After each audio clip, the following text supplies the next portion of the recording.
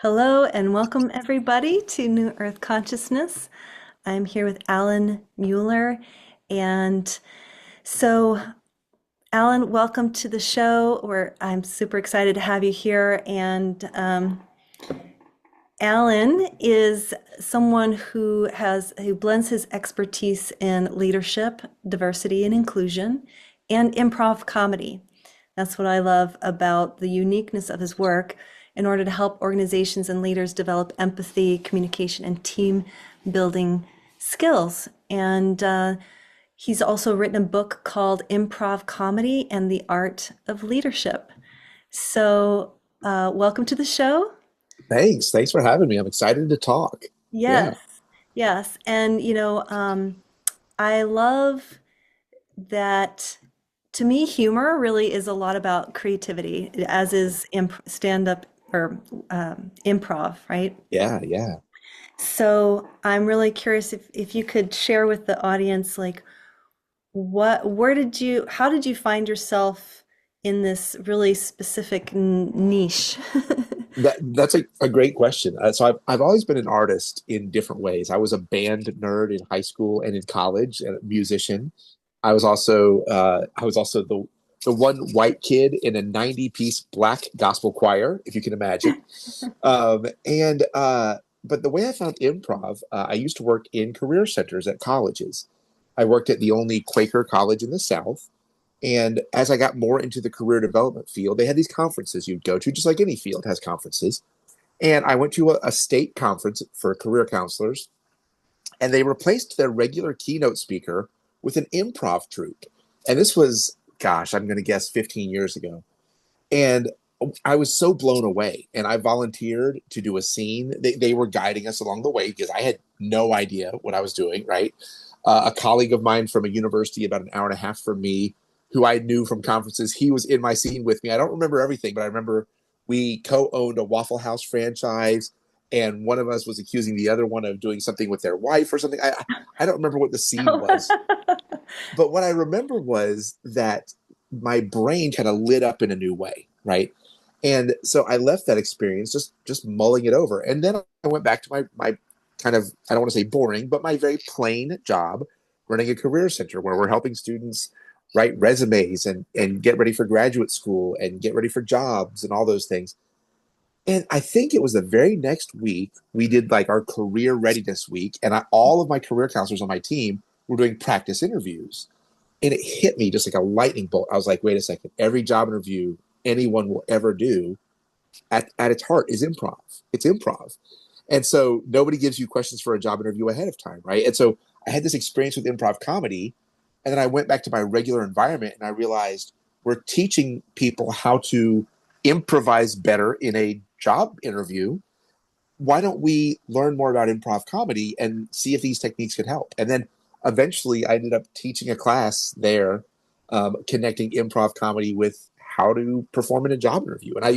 When I would pitch it to students, I would say, trust me, after you've done your 20th scene about Nicki Minaj and Clint Eastwood arguing about where they're going to go on vacation or whatever we come up with, right? Yeah. Questions like, tell me about yourself, seem very easy all of a sudden. Yeah. I'm curious, do you know, has there been any kind of like research in neuroscience as far as like what does improv do to the brain? That's a great question. And I don't know. But one thing I can tell you is the the owner of the comedy club where I took my first improv comedy class. So when I got back from that conference, I was thirsty for more. So there was a local comedy club and I took a class. And the owners, it's a husband wife team. And the husband, who actually just wrote the foreword for my book, which is exciting, he has a PhD in neurobiology from Duke University. I'm not even making this up. I mean, like Hmm. and he runs a comedy club, and he has a day job that's much more related to neurobiology. Yeah. But I know that there have been studies when it comes to the brain and frequencies, when it comes to music and music performance, and then also improvisation in jazz, right? Which Sure. it's a different language, right? Notes are a different language in a sense Yeah. than words. But I dabbled in jazz some as a trombone player, and Yeah. I never quite figured out how to do improv well in that setting. But then verbally, I was able to figure it out. Yeah. And there was a study I remember. There's always people talking about the connections between music and intelligence, or music and Mm, test taking. And I think UCLA many years back, probably in like 2002, 2004, somewhere in there, they did a study to establish whether or not people learning music actually helped them in other disciplines, like in math and such. And the thing that they found surprised me a little bit. It was disappointing a little bit, but also encouraging in one way.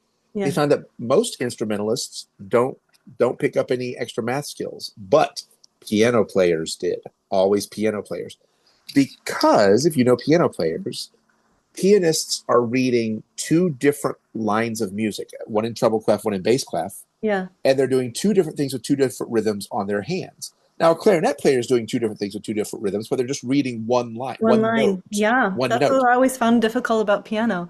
Piano players, by definition, they are not just reading a set of notes in the treble clef and a set of notes in the bass clef. I mean, it's multiple notes in two different clefs in two different hands doing two different things. And so UCLA found that people who had done piano at a high degree just did way better at math.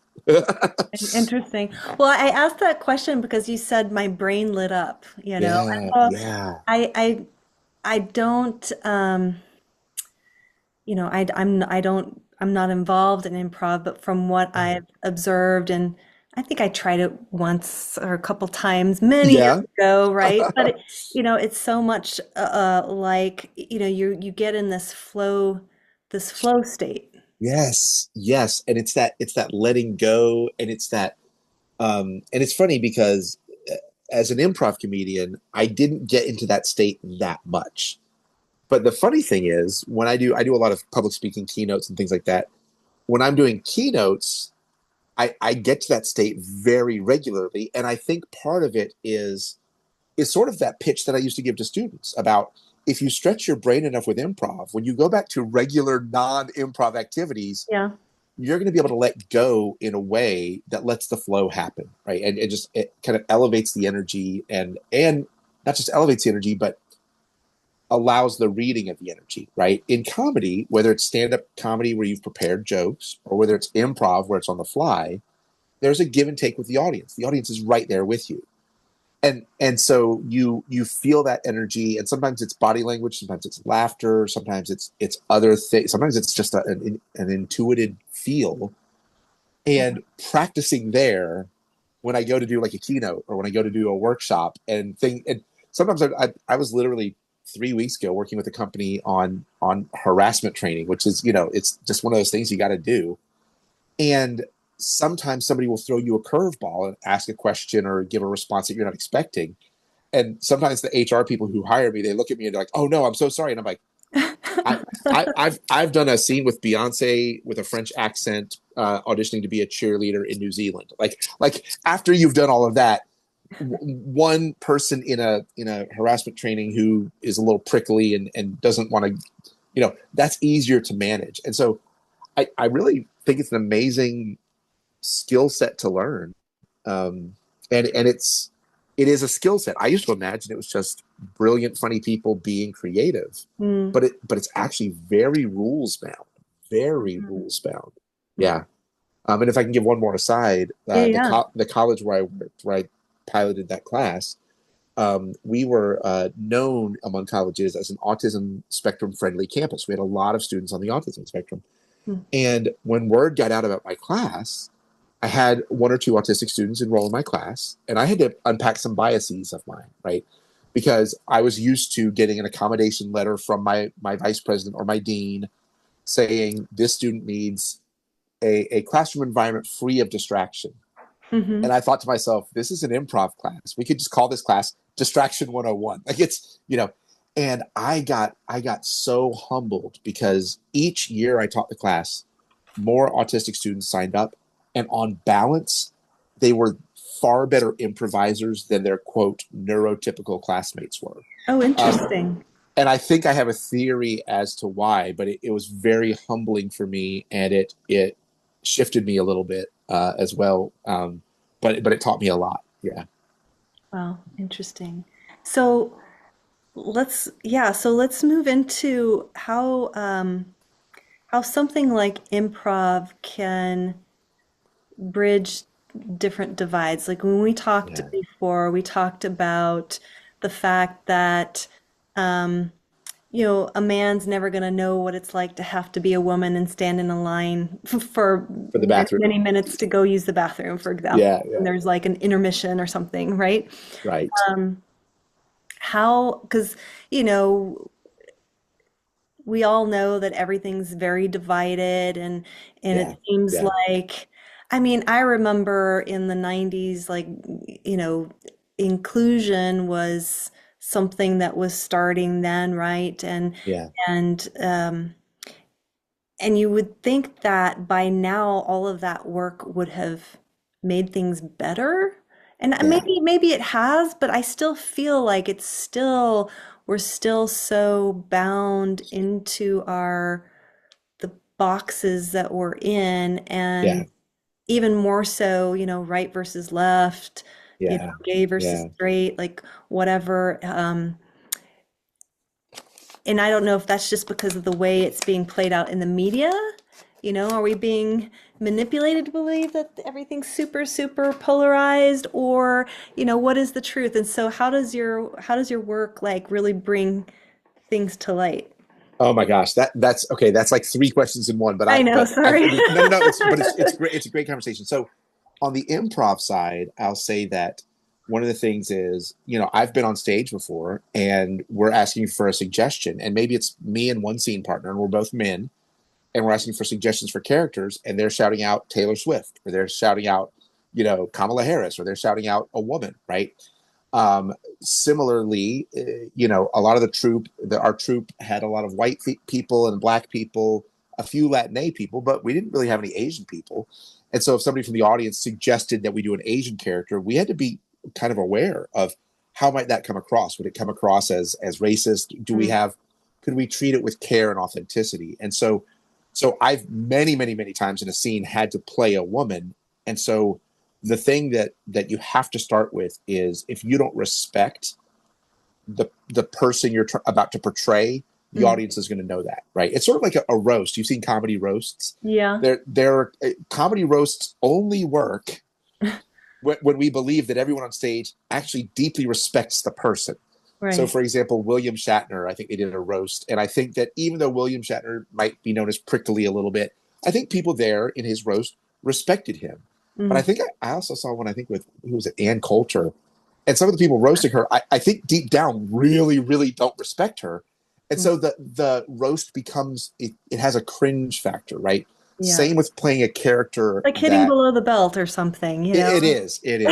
Same with playing a character that is from a group that has less power than me in the world, right? So, and I'm a white cisgender, college educated, middle class man, right? I mean, I've got the Costco 12 pack of privilege, right? And so I think that you have to be humble, and you have to approach the character in a certain way, um, to show the audience that you respect that character. And then once you show that you respect that character, then you can explore the boundaries a little bit, the edges. But also in my work, I mean, one of the things, DEI has been turned into this politicized thing, which is unfortunate. And at the end of the day, I work with leaders, vice presidents, mid-level managers, leaders in all kinds of industries, higher education, K-12, corporations, nonprofits, city and municipal. And I always tell people, I'm like, unless everybody you lead is exactly like you in every way, you already have diversity, right? You're already leading across difference. And it's one of those things that has been turned into a politicized thing, but it's not really at the end of the day. Like, most of us in our daily life believe that everyone deserves human dignity. Mhm. Most of us believe that listening to each other is good. So that would be inclusion, right? Listening to voices is good. And equity, most of us believe fundamentally that if someone's had a tougher go of things, that we should work on a society to help to amend that, right? So each of these things by themselves are not controversial, but when people package it, etc., Mhm. normally they're trying to sell you something or scare you into voting a certain way or something like that. Mhm. Kind of like the divisiveness, like you just said, we are far less divided than the media would have us believe, because the media thrives on sensationalism Yeah. and salaciousness and all that stuff. Yeah. Yeah. Sorry, I'm turning off my beeping noise You're here. good. You're good. That happened last time, I feel like. Anyway, um, yeah, so that's so interesting. So it seems to me it takes a certain amount of courage, I would imagine. Well, I don't know what the word is. I mean, maybe speak about vulnerability because I feel like Yeah. I'm like trying to put myself, for example, in your shoes. Okay, white, Yeah. Yeah. cisgendered, male, middle class, Right. all the things, right? Yeah. And you are being asked to, I don't know, portray um, a gay black woman or something. Right. Right. Yeah. Like how because I think we all know that feeling, it's like I remember I'll share a personal story. Yeah. I went to UCLA, and what was interesting about my experience there, because of my last name, Gonzalez Ortega, my father's Mexican, my mother's American. I don't look Uh-huh. it, I don't look Mexican at all. Yeah. But I was invited into this program. It was a pre freshman summer program to Yeah. allow minorities to come in and get a little head start. Right. And I was like, sounds great. And I get there and I'm like, oh, I Oh. am so white. So Yeah. white. Yeah. And It's it was and I mean I s- I did it. I was there, yeah. and Yeah. there were painful moments. There were Sure. painful moments for sure for me, like um I shouldn't be here. Yeah. Yeah. I had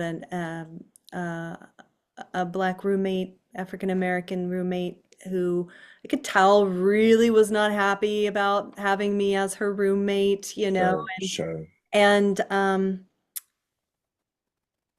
I feel like had I had the skills Yeah. of improv, for example, Yeah. I could have Yeah. diffused that tension, right? Is Yeah. that, I mean, or what? Tell me more. No, no, I think so. I think though that underneath the skills, there's this mindset, right? And so Yeah. mindsets and skills are a little different. And so in my previous book, I have a book called Leading with Emotional Intelligence. And I talk about 5 mindsets and 7 skills. And what's interesting is listening shows up on both in different ways. So listening shows up as a mindset, which is real leaders have to believe that everyone wants to be, have to understand that everyone should be heard. That's a belief. Everyone should be heard. Now, practicing active listening is a skill that's separate from the belief, right? And so there are some people who could develop that skill, but if it's not kind of supported by a belief that everyone's voice needs to be heard and everyone's voice is valuable, the skill will only get you so far. So that listening is one of the few things in my book that where I think it's a mindset and a skill set. So underneath the skills of improv, all the how do you yes and a partner, how do you take up space on the stage, etc. Underneath that, there's this: do I respect people? Period. Do I respect people across all difference? Because I'm going to get thrown a character that's not going to be totally like me, and I have to show an audience that might have people that have that identity. If I'm asked to portray a black woman, Mhm. and there are black women in the audience, I have to show that I have to show when that character shows up that I am amazing and powerful and awesome and that I'm aware of cultural differences all around me. Right. And Right. because if I start leaning into what they call black scent, right, as a white person, if I start adopting, African American vernacular, Right. suddenly there's that's not good. That Right. doesn't show that I respect the culture. So I Right. need to go from where I am and build out. And so I think the other thing, and this is outside of improv a little bit, but a lot of people imagine that sort of forming relationships across difference is about how can I relate to your culture? How can I understand your culture? In a lot of ways, though, it's about naming our own culture. And I think being able to laugh at our own culture. Right. Um, Yeah, I one, feel like yeah, if I could have made fun of myself yes, in that yes, situation, yes, whatever, instead of like going like, "Ooh, I just feel this tension. This is super awkward." Like right, embrace the awkwardness and just, I don't know, like make a joke about myself, about whatever the situation was and how absurd and, whatever. Yeah, Then, yeah, interesting. yeah. I'm in a historically black graduate fraternity. I'm like the one white guy in this historically black graduate fraternity, and one of the guys in the chapter, he's a graphic designer. And keep in mind, this is not fraternity like you imagine, because these are all. I mean, I'm kind of the average age. We've got 60-year-olds and 40-year-olds in this, and we do community work. It's more historically black fraternities operate after college in a way like the Kiwanis or Rotary, or community organizing. So we have this event, and it's called Papas and Ponytails, where we bring in stylists to teach dads, most of whom are from the black community, how to do their daughter's hair, because that's a rich part of the Mm. tradition and the experience of black people. And yet, overwhelmingly, the labor historically has fallen to the women. And so we're bringing in stylists to teach dads how to do their daughter's hair. As a white person, first of all, it's very humbling because I don't know if I have no hair to speak of. And if you're just listening and not watching, for the listeners, I just took off my hat and showed my bald head. Yeah. But it's also humbling because white people I know, or white passing people I know, um, who have hair, who take care of their hair, the amount of time and investment is nowhere close to what the black community is going through in that regard, right? And Right. so, but anyway, one of the things you mentioned, laughing. The last time I was at this event, one of the guys, this graphic designer Jeff, whenever I'm together with him when the chapter's together for a fundraiser or for a community event, I give him my fun white guy moment of the week. Right? I'm like, hey, you want to hear the funniest white guy moment of the week that you've heard of? And he goes, yeah, man, yeah, I'm ready. And I said, okay, here's the thing. I knew at the Papas and Ponytails event that we would have donuts and coffee, but as the one white dude, I brought my own mug with some oat milk and some sweetener already in it, because I thought there'd only be half and half in sugar, and my coffee is oat milk and a different sweetener. And I said, is that not the whitest thing you've heard all week? He's like, yes, that is the whitest thing I've heard all week, right? And so the ability to ask yourself, and all of us can do this. We can do this across gender. We can do this across race. We can do this across gender identity, sexuality, faith traditions, to ask, what does my culture look like from outside my culture? Mm. Right. And so, and when you can think about that a little bit and stretch your brain a little bit, you can think, what makes white people funny to the black community, to the Latinx community, etc. There was a great thing. I'm not on Twitter anymore, but there's a great thing probably about 15 years ago on Twitter. And it said, black people ask white people anything, and white people ask black people anything. Oh. It was hilarious. My favorite one, though, was somebody in the black community wrote, "Dear white people, why is it you conquered half the globe searching for spices and you don't use spices in your food?" And I thought, that's That's brilliant. It's brilliant. It's funny. I'm going to keep that in my backpack of things that I can laugh at about my own culture, yeah. because that's the beginning. To me, that's the beginning. It's not necessarily picking up a book by a black author, or if you're not transgender, a trans author, or if you're Right. Going not, deep. it's not necessarily starting there. I mean, I think that's all good, but I think it starts with, especially if you're in a culture that privileges you, especially if, like, men, right, or Mhm. white passing, or all of these things, or I don't need a wheelchair, I don't need any equipment to move into rooms, right? um, so I think it starts with understanding the cultures that privilege you, and then trying to find ways to make fun of them. And if you start there, the humility will follow, and people from other cultures will pick up on that. They will pick up on that you understand how ridiculous some parts of your own culture are to the outside, and that if and once you're willing to laugh at that, they're like, yeah, no, we laugh at that too, y'all. Like, in other words, there are other communities laughing at majority cultures already, as a way of resistance, as a way of solidarity, as a way of just, making light of life, right? Right. And so if you join in on that laughter by picking fun at your own stuff, it's powerful. It's very powerful. Yeah. Yeah. Yeah, it's in one thing I heard recently, it's like you know, why is comedy funny? It's Yeah. because there's an element of truth, There is. in it. There is. And Yeah. so it's almost like it just helps us to, really just kind of accept in a way of like how the absurdity of things. I mean, I'm thinking about your oat milk. I mean, it's like, it Right? is, it's absurd, but it's true, right? But it's true at It's the same it's time. Like, true. It's true. I knew at the event there was not going to be any milk alternatives. And it's not as though, and this is the important thing too, it's not as though I don't have black friends and colleagues or Latina friends and colleagues who don't enjoy a soy milk or an oat milk or a nut milk. It's not as though that right. doesn't exist. But let me just tell you, the obsession with alternative milks, the deep obsession, that's a pretty white thing from my perspective, right? It's like we're very deep on the alternative milks. And so I think that that's a funny way to approach things. And again, once you can do that and demonstrate that, you get a lot of credibility in other communities. And it's a little hard to think about sometimes because, for example, I used to work at a college where we had the first ever deaf woman president of a four-year college in the country. The first ever deaf woman president of a four-year college. Hmm. And what's interesting, it was a Quaker college, and Quakers worship in silence. And we used to open all of our faculty and staff meetings in silence. And so on her interview, she made a very profound point, which is that she's always lived in silence and operated in a world that she assumed was noisy. Mm. And to find a community that intentionally sought out silence, she thought was very powerful, right? And so along the way, though, I learned more about deaf culture. But if I can learn a little bit about deaf culture, could I name and identify hearing culture?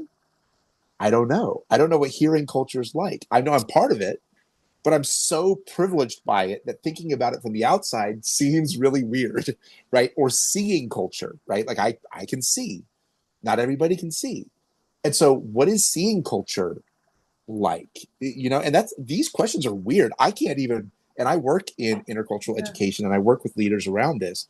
And it's hard for me to wrap my brain around. I'd be hard pressed to name what hearing culture is like, what seeing culture is like, let alone what's funny about seeing culture or what's funny about hearing culture. But I believe my educated guess is that in the deaf community, they are very aware of things that hearing culture does and assumes that makes it hearing culture because they are on the non-privileged end of that spectrum, right? They're on the Hmm. end that is always the exception and not the rule from most of our perspectives. And so same So with do they see that they yeah. have a deaf culture then?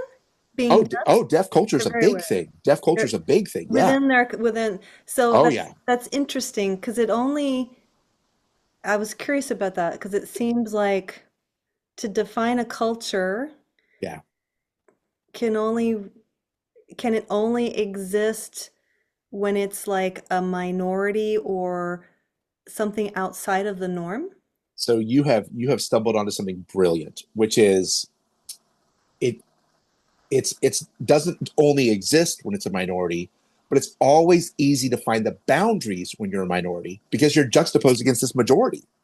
It's Uh-huh. always easy Yeah. to find the boundaries. And so when I think about the feminist movement, the womanist movement, and the boundaries that they are very aware of are juxtaposed against misogyny and Mhm. male domination, right? They're juxtaposed against that. So the boundaries are easy to find. If you ask men about the boundaries of masculinity, it's much squishier because they're not fighting together for their rights. They're not fighting together for There's nothing recognition, they're and having to push against. there's nothing I have to push against. And so when I do workshops, and this is so fascinating, sometimes when I do a 2-day workshop, I'll say, for tomorrow, bring back to the group one thing that you think is funny about your culture. Trust me when I say every black person, every Latina person, members of the Asian community, members of the LGBT community who are out in their communities, they come back with something about those identities. And yet, I have literally had straight white men tell me that they think being tall is a culture. And I'm like, oh, friend, you are trying so hard because you're scared to say whiteness is a culture, or you're scared to say manness is a culture, because you've never had to, march with fellow white men for white men's rights. That's not been a thing, right? Yeah. And so, because you haven't been juxtaposed against this bigger system, the boundaries of it are harder to find. Like it's harder for me to find what hearing culture would mean because I know deaf culture is distinct. Can I mention one other thing about culture though? Yeah, yeah, There's this, so in disabilities, in the disabled community and differently abled community, in the 90s, there was this push for what they called person first language. And I'm going to give you a real life example of this. My wife's a school counselor, and we used to live in the mountains of Appalachia. And I lived there for 20 years. And one time she had a mom come to her school, and she said, "This is my daughter, Emily. She's Downs." And if you don't speak Appalachia, that is, "This is my daughter, Emily. She is Downs." That's the phrase that the mother said. Person first language would say, don't say my daughter is Downs. Say, this is Emily. She's a person with Down syndrome. A person with yeah. Down syndrome. Person first language. Because oftentimes people would just use the disability as the label. Mm, And in the 90s and early 2000s, there was this movement among disability educators and people who work with disabled and differently abled communities to make sure that we recognize the human dignity and put the person first. That's part one, but it gets more interesting because there was a survey, I think about 8 years ago, of autistic folks. hmm. And on the survey, they were asked, do you prefer people with autism? That's an example of person first language, people with autism, or autistic people? Yeah, And overwhelmingly, it was autistic people. And the that's in the pretty. right, and in the survey, there was also some qualitative parts. And the question was, if so, why do you prefer that? And they said, because we're not people with a disability, we are a culture. We have our own culture, Yeah. and and that group has some agency to say this is our culture. And Mm, so this is where the debate from person first language to deaf culture, autistic culture, this is the sticky part, is that not all autistic people have voice. Not all autistic people can communicate and can say this is how I prefer, because some are nonverbal, right? Not mhm. every deaf person has been given the opportunity to talk about their deafness as a part of a culture. So for your listeners, I think if you want to show more awareness, be aware that person first language was an important part of our evolution. It's an important thing to keep in your mind, because we got to remember every person is deserving of human dignity.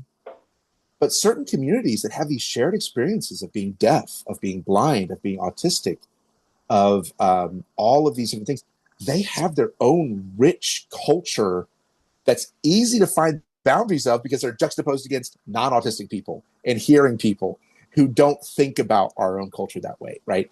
And so it's a really, really fascinating thing. And I don't know if you've heard of the telepathy tapes, the podcast, the telepathy tapes. Oh yeah, it's yeah. Tell me more about. A friend of mine was raving about this what you're talking about. It will change your life. So it's Mm, Kai Dickens is a journalist, and she was asking the question, why is it that researchers at universities cannot understand the savant part of autism, where there will sometimes be a nonverbal autistic person who suddenly is a perfectly trained classical pianist. And right. we've seen this in our culture for a long, long time. We've seen this phenomenon. But she's like, why has nobody studied this sufficiently? Mm, So she goes on this journey, and she's learning about, what research is supported in universities and not. She's meeting with autistic people, with their family members, with their caretakers. And after the first season, she and also I are convinced that pretty much all nonverbal autistic people are communicating telepathically regularly with parents, with caretakers, with other autistic people across miles, wow. across states. And if this sounds fantastical, it does sound fantastical. And it has changed part of my belief about the afterlife. I'm not even kidding. It's changed part of my belief, where I ask myself the question sometimes, is the autistic community normal? And am I in fact abnormal or disabled? In Mm, other words, mhm. a power and a connection. And the one other thing I'll tell you, because we've talked a little bit about energy and more esoteric things, is that as she goes on this journey exploring the experience of autistic people and their caretakers and their parents, etc., that she comes to find that the telepathy, and that's not even really the right word, because shared consciousness might be a closer way to talk about it, Mhm. a better way to talk about it, Mhm. that it is contingent on the good intention of the person. That if someone is there because they think this autistic person is going to be able to give them tomorrow's lottery numbers, and they have this selfish approach, that's not going to allow the exchange to happen. And I know this could sound out there to people, but trust me, it is a mind blowing journalistic experience and podcast. It's in its second season now, and now they're getting money, which they're now finding some researchers who've been kind of held at the edges of universities and saying, we're going to fund your research now because why is it that we've all known autistic people who can magically just play piano out of nowhere, Yeah. and no one has been able to sufficiently answer why. And I don't want to spoil it in this podcast, but in this podcast, we Yeah. pretty much we find out why. Yeah, Wow. it's life changing. It's life changing. Yeah. Anyway, Wow. Yeah. yeah, Yeah. So it's, yeah. So how connected are we really? Like, we're talking about all this separateness, and it's like, we're not. We're no, not. No, probably not. no. One of my favorite fiction books. This guy by a guy named Mitch Albom. Mitch Albom. His famous book is Tuesdays with Morrie. And Tuesdays with Morrie, I think, won some awards. But his follow up book was called The Five People You Meet in Heaven, and it's not a distinctly religious book in any one tradition, but it does, a spoiler alert. I mean, it does involve somebody who dies at the beginning of the book, right? It's the five people you meet in heaven. Hmm. And that book is all about how deeply connected we all actually are. And sometimes those are connections we're very aware of while we're here in this existence. And sometimes it's connections that we kind of can't be aware of in this existence, but maybe in the next existence we get to know about. And it's an amazing, amazing story about. And the protagonist comes home broken from war, does not reach his dreams that he wanted to reach, and ends up in a pretty mundane job and thinks his life is a failure. And then at the very beginning of the book, he dies, and he learns about how deeply interconnected all of our stories are, all of our experiences are, all of us are, right? I mean, we're all made of stardust at the end of the day, right? And so the idea that you and I are different, or that I am different from my neighbor, or it's this the telepathy tapes touch on this too, kind of on the separateness. I think is a practical illusion. It's a practical and Mm. That's a func- good way to func- say it. functional illusion. Right. And illusion makes it sound like it's not real, but it is real. But what's more real is how connected we are. Yeah, Yeah. Well, it's like what I had this friend who she was a black belt in karate, psychotherapist. She was like 78 and still teaching karate. And anyway, she was she was speaking with me, and we were talking about spirituality, enlightenment, because I was, yeah, seeking. And yeah. she said, she says, Tanya, the ego, as part of enlightenment is transcending the ego. She's like, but the ego, if you didn't have an ego, you wouldn't be able to wipe your own ass. Right, right. No, yes. That the functional illusion. I mean, it's you And it's know it, true.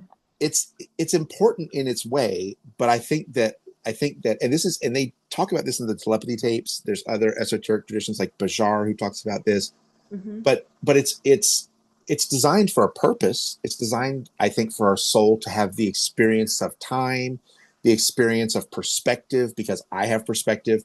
My wife in the other room has a slightly different perspective. All my sons both have a perspective, and that the separateness exists so that we can have this rich experience of going through the life with our perspective, and unfolding it. And the ego part, it's funny, this is ego in a different way, but in my first book I talk a lot about, in leadership, what I call the three egos: the individual ego, the group ego, and the mission ego. Oh. And how each one of these is natural and normal. Individual ego is normal and natural, right? We all want to have pride in our accomplishments. We all want to build a resume, maybe, or build a career, or Hmm. be celebrated for our accomplishments. Then there's group ego, and sometimes group ego is as simple as your favorite sports team or your favorite soda that has some kind of competitor. Yeah. But sometimes it's political parties. Sometimes it intersects race. Sometimes it intersects regionality. Trust me when I say North Carolinians and Texans do not have common ground on what constitutes barbecue. We have very, very, Oh. very different ideas. They think barbecue is beef brisket. And in North Carolina, even though I don't eat pork anymore, in North Yeah. Carolina we know barbecue is actually pork, right? And so Oh. if I were in Texas, they would throw me out for saying that. But yeah, so this the personal ego, the group ego, and then the mission ego. And if you've ever heard of servant leaders, people who kind of avoid the spotlight, avoid the tribalism of even group ego to just serve a mission, right? I think about Jimmy Carter post president, and no matter what your political affiliation is, whether you liked Jimmy Carter as a president or not, I don't care. I don't know anybody who disapproves of his post presidential contribution to our world, where he was up until his 90s Yeah. was hammering on a house for Habitat for Humanity, right? And Mhm. so I think that, and in my book I talk about how the biggest problem is when these egos are out of balance, right? When your company has two different departments and the departments don't disagree, that's group ego. Yeah. Or there's one person who's moving forward on something because they want the credit for themselves because they're building their own resume for advancement or to move out or whatever. That's individual ego. And we're not honest about these things. We don't talk about them. And I think we need to talk about them and say, hey, what if we tried to find balance?